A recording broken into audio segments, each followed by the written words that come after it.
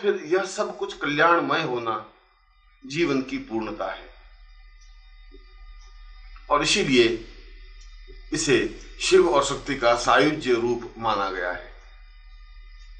जो शिव भक्त हैं उन्हें तो शक्ति की आराधना करनी ही चाहिए, क्योंकि बिना शक्ति के शिव की आराधना संपन्न हो ही नहीं सकती।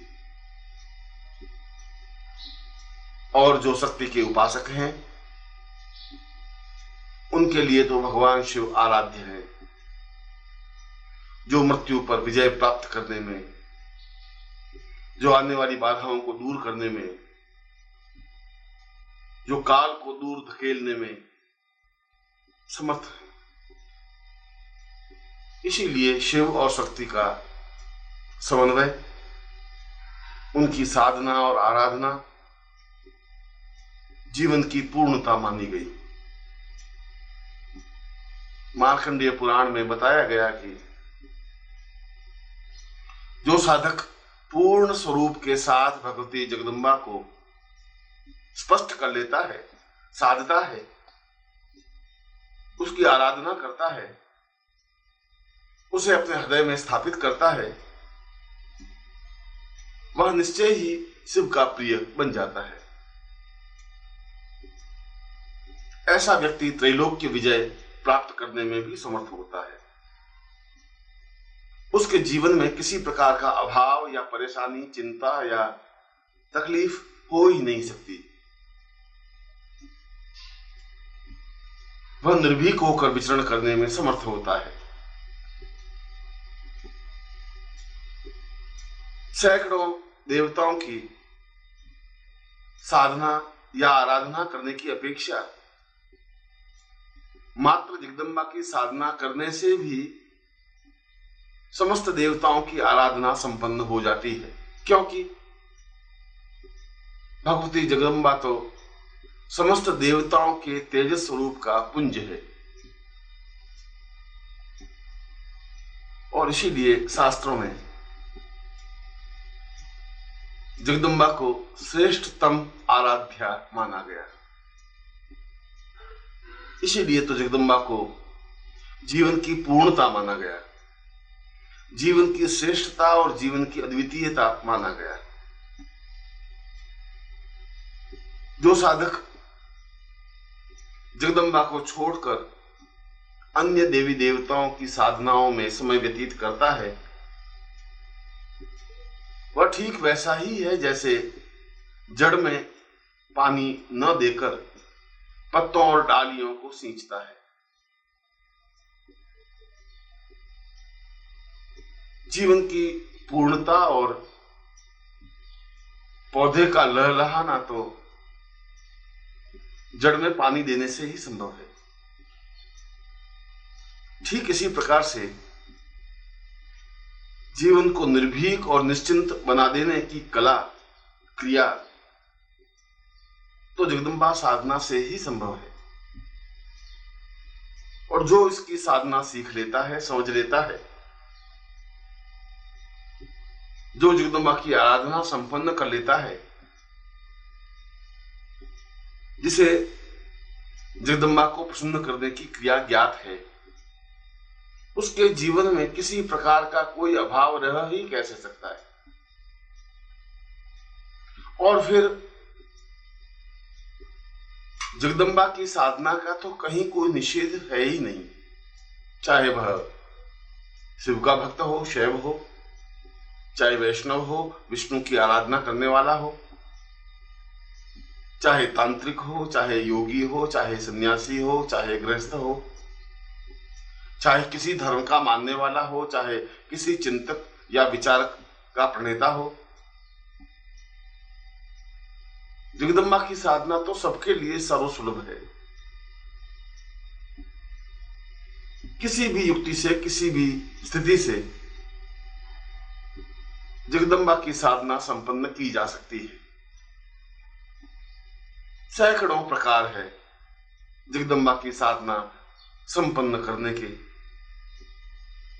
मंत्रों के माध्यम से, स्तुति आराधना के माध्यम से, तंत्र के माध्यम से, योग के माध्यम से,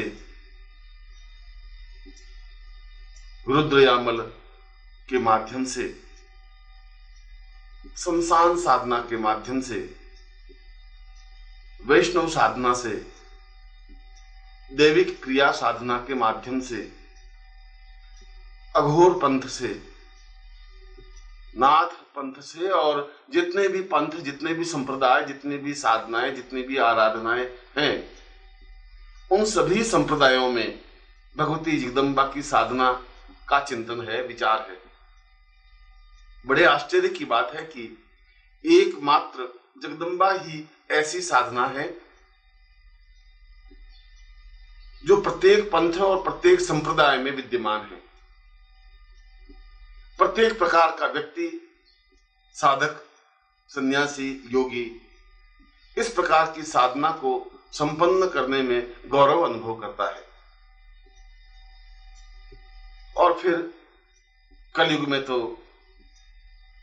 कलौ चंडी विनायको, कलयुग में तो केवल गणपति और जगदम्बा ही शीघ्र सिद्धि देने वाले देवता माने गए। अन्य देवताओं की साधनाएं जहां कठिन है, लंबी हैं, वहां जगदम्बा की साधना सरल है, सामान्य है, स्पष्ट है, जो शीघ्र सिद्धिदायक है, जिसकी साधना करने से हाथों हाथ फल मिलता है। वह चाहे रक्षा करने की साधना हो, वह चाहे धन प्राप्त करने की साधना हो, वह चाहे व्यापार वृद्धि की साधना हो, वह चाहे परिवार की सुरक्षा और परिवार की उन्नति की साधना हो, वह चाहे स्वास्थ्य कामना की साधना हो, और चाहे अन्य फल इच्छा की साधना हो। सभी प्रकार की इच्छाओं का परिपालन जगदम्बा की साधना में निहित है। और साधक जब साधना संपन्न करता है तो साधना संपन्न होते होते ही उसको फल अनुभव होने लग जाता है, उसका कार्य संपन्न हो जाता है। इसीलिए तो कलयुग में जगदम्बा की साधना को सर्वश्रेष्ठ साधना कहा गया। इसीलिए तो कलयुग में समस्त साधकों को स्पष्ट किया गया कि जो जगदम्बा साधना नहीं कर सकता, जो जगदम्बा साधना नहीं करता, वह अपने आप में ही नुकसान प्राप्त करता है, क्योंकि इस साधना से जीवन की संपूर्णता का बोध स्वतः होने लगता है। क्योंकि इस साधना के माध्यम से साधक वह सब कुछ प्राप्त कर लेता है जो उसका अभीष्ट लक्ष्य है, चाहे मुकदमे में विजय प्राप्त करनी हो और चाहे आर्थिक उन्नति की इच्छा हो। यह अलग बात है कि इस साधना को समझना और सीखना आवश्यक है,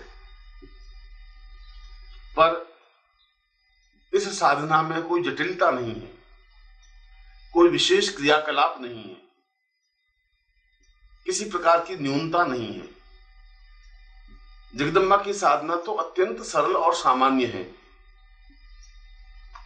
जैसे कोई भी बालक या वृद्ध, साधक या साधिका, सधवा या विधवा, मजदूर या मालिक कर सकता है, चाहे शैव हो या चाहे वैष्णव हो,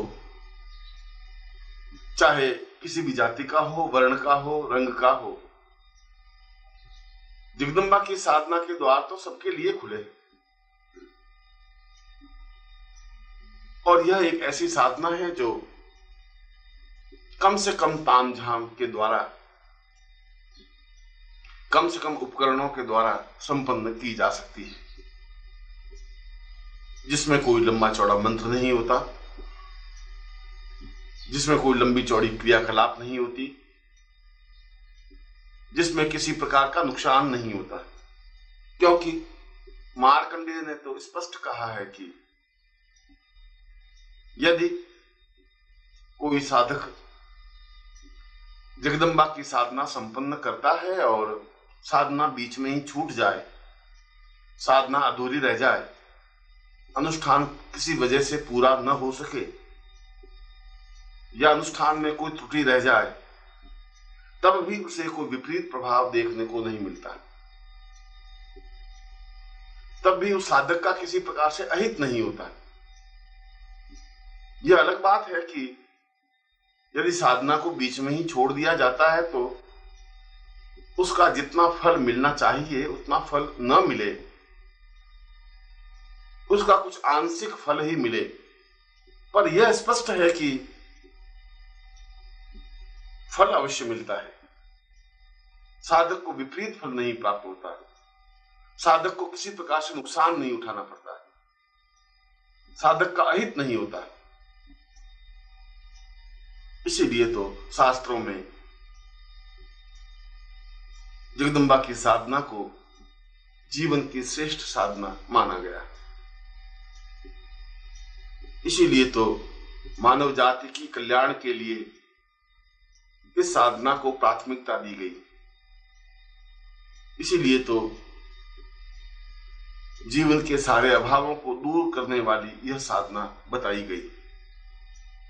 इसीलिए तो वेदों से लगाकर शंकराचार्य तक प्रत्येक ने जगदम्बा की साधना को महत्व दिया, अनुभव किया, विचार किया कि इस साधना के द्वारा हम अपनी समस्याओं का समाधान कर सकते हैं।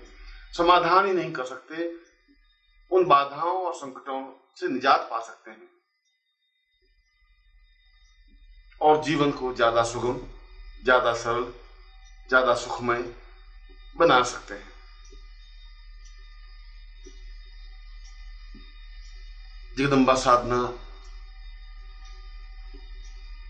अपने आप में ही एक परिपक्व और पूर्ण साधना है। वह चाहे नवार्ण मंत्र साधना हो,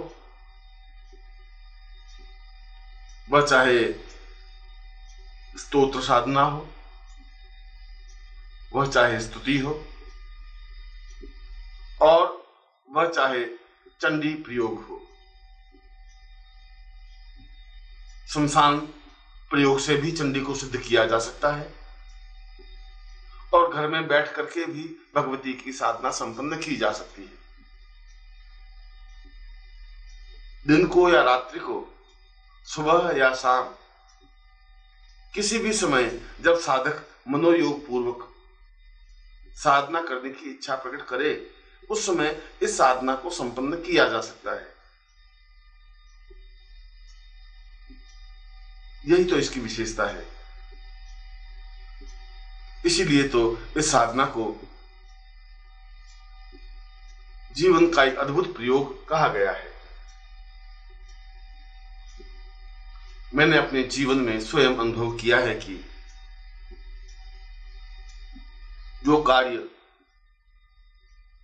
अन्य प्रकार से या अन्य देवताओं की साधना से संपन्न नहीं होता, वह भगवती जगदम्बा की साधना से शीघ्र, सहज और सामान्य तरीके से भी संपन्न हो जाता है। मैंने कई बार इस साधना के माध्यम से अपनी समस्याओं का समाधान किया है और उन स्थितियों को प्राप्त किया। नमस्कार। अगर आप सद्गुरुदेव डॉक्टर नारायण दत्त श्रीमाली जी के दीक्षित हैं या फिर आपके पास उनसे जुड़े हुए कोई भी अनुभव है, तो नीचे दिए गए हुए नंबर पर वीरल पटेल जी को मैसेज कीजिए या फिर फ़ोन कॉल कीजिए और अपने अनुभव ज़रूर शेयर कीजिए। डॉक्टर नारायण दत्त श्रीमाली जी के आत्मकथा का संकलन करने में मदद करें। धन्यवाद।